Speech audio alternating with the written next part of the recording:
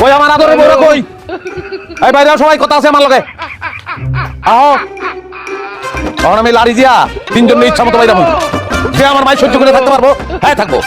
আমার মায়ের দিয়ে সহ্য করতে পারবো, তার খাওয়ান আমি খাবো, তার দেওয়া পোশাক আমি করবো, তার এলো আমি ঘুরতে যাবো।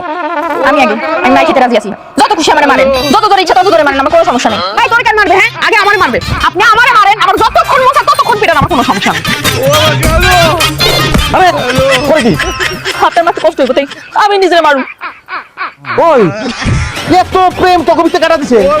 কই যাইছো না তো প্রেম? আমি মারতে দেখছি যে মাইক সহ্য করতে না পারি সংসার ছেড়ে দিবি, আর তোরা উল্টা বাইক খেতে দশ কারণটা কি? প্রেমের ডাকছেন কি? আজকে আমার লগে থাকেন, আমি আপনাকে বুঝাবো প্রেম কত প্রকার। আই তুমি ওই তোর বয়স কত? হ্যাঁ তুই প্রেমে কি বুঝোস? প্রেম আমি বুঝি, বিয়ের আগে আমার সাইড সাইডটা রিলেশন ছিল। কি?